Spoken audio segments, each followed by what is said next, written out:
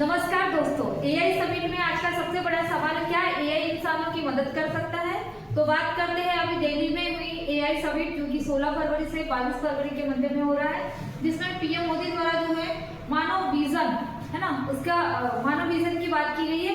ये मानव विजन क्या है ना, और पीएम मोदी द्वारा इस मानव विजन की जो नींव रखी गई है, इससे इसका क्या तात्पर्य है, इसके प्रमुख बिंदुओं पर आज हम चर्चा करते हैं। ठीक है, तो प्रधानमंत्री मोदी जी द्वारा ये बात कहा गया है कि जो एआई है वो मानव केंद्रित होना चाहिए, मतलब कि एआई का जो विकास है वो मानव की सेवा के लिए होना चाहिए, ना कि मानव के लिए खतरा उत्पन्न होना चाहिए। ठीक है, तो इसमें जो मानव की जो फुल फॉर्म है उसके बारे में आज हम बात कर रहे हैं। मानव में पहला एम जो है वो है आपका मोरल एंड एथिकल सिस्टम। ये मोरल एंड एथिकल सिस्टम का मतलब होता है कि नैतिक और नैतिक व्यवस्था। नैतिक और नैतिक व्यवस्था, जैसे कि एक इंसान में हम लोग क्या करना चाहिए, एक बच्चे में हम मोरल वैल्यू डालते हैं। मोरल वैल्यू का मतलब कि ऐसे तत्व कि जिससे एक व्यक्ति का चरित्र निर्माण हो, एक बच्चे का चरित्र निर्माण हो। चरित्र का निर्माण का मतलब होता है कि बच्चों में ईमानदारी, सत्यनिष्ठता, कृपा, करुणा, दया, प्रेम, ये सभी भावना जो है हम लोग उसमें डालते हैं। उसी प्रकार एआई का जो विकास होगा वो नैतिक मूल्य के आधार पर होगा, मतलब कि एआई गलत और सही की जो है पहचान कर सकता है। गलत और सही का मतलब कि एआई का जो विकास है वो मानव की सेवा के लिए हो। हाल ही में जो है बहुत सारी घटनाएं ऐसी हुई है जहाँ एआई का जो यूज है वो आतंकवादी और युद्ध क्षेत्रों में किया जा रहा है ना। तो एआई खुद ये सोचे कि ये क्या चीज मेरे लिए गलत है और क्या चीज सही है। ठीक है, तो ये हो गया एम का फुल फॉर्म। ए का फुल फॉर्म है आपका अकाउंटेबल गवर्नेंस। अकाउंटेबल गवर्नेंस का मतलब कि जवाबदेही है ना। तो एआई अगर कुछ काम गलत कर रहा है तो उसकी जवाबदेही कौन लेगा, है ना। अकाउंटेबल गवर्नेंस का मतलब कि क्या सरकार लेगी, क्या प्राइवेट कंपनियां लेगी, या कहना चाहिए जो जिसने डेवलप किया है एआई को वो डेवलपर्स लेगा।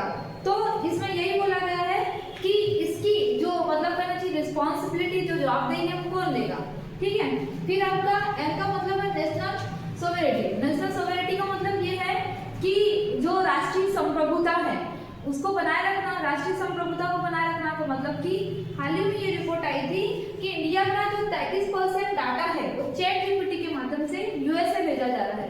इसका मतलब कि हो सकता है कि कुछ गोपनीय डाटा हो और वो जो है दूसरे कंट्रीज में जा रहा है। विदेशी कंपनियां जो है हमारे डाटा को, क्योंकि हम बहुत सारे ऐसे एआई टूल्स यूज करते हैं और वो बदले में हमसे कुछ नहीं मांगता है ना जो है हमसे पैसे वगैरह मांगते हैं, कुछ नहीं मांगता।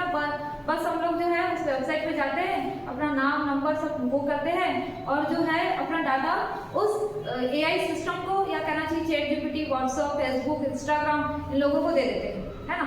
उनको क्या फायदा होता है, वो हमारा ही जो है डाटा किसी और कंट्रीज को बेचकर जो है उससे पैसा कमा लेते हैं, है ना।